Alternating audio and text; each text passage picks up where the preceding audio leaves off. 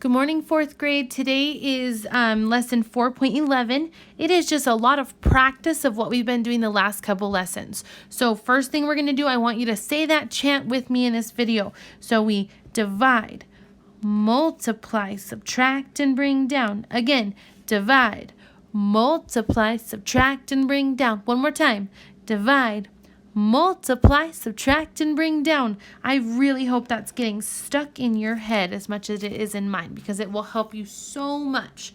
If it's not quite stuck in your head yet, write this down on a piece of paper so that you have it, so you can always see what step you go to next. Okay, so we're going to start with 4 into 631. I'm going to make this a little bit bigger so you can hopefully see it. Okay, a little bit better. So there's my steps right here. Here's my problem. So I'm going to start off with division. 4 fits into 6 one time. So I divided. Now I move to multiplication. 1 times 4 is 4, and then I subtract those numbers. 6 minus 4 is 2. After I subtract, I bring down. So I'm just going to bring down my next number, which is a 3. 4 goes into 23 5 times. 5 times 4 is 20. Subtract, and that gives me 3 left over. And I keep going until there's nothing else to bring down. So there's my bring down. Now I go back up to divide. 4 goes into 30 7 times with 28. I subtract that. Well, I can't take 8 away from 1. So I have to regroup. 11 minus 8 is 3. 2 minus 2 is nothing. And I have nothing else to bring down, so that means 3 is my remainder. Okay. We'll do one more problem. This time I'd like you to do it with me as we're solving this. So if I go a little fast, you can always pause the video so that you are on the right step with me. So on this one, 8 goes into 9 how many times? 1. So that was my division. Then I multiply. 1 times 8 is 8. I subtract and I get 1. And I bring down my 0. So now I have 8. I'm back to division.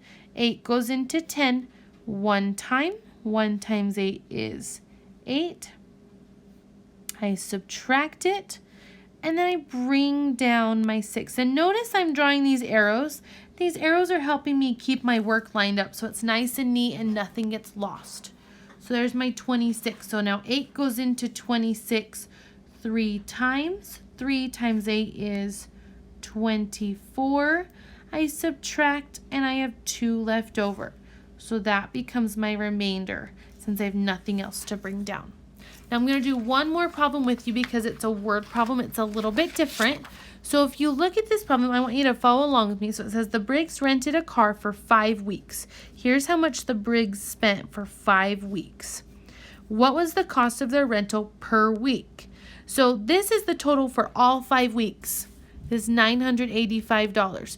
I want to see how much it costs for each week. So I'm going to do 985 divided by 5 because that's going to help me figure out what the cost was for just 1 week.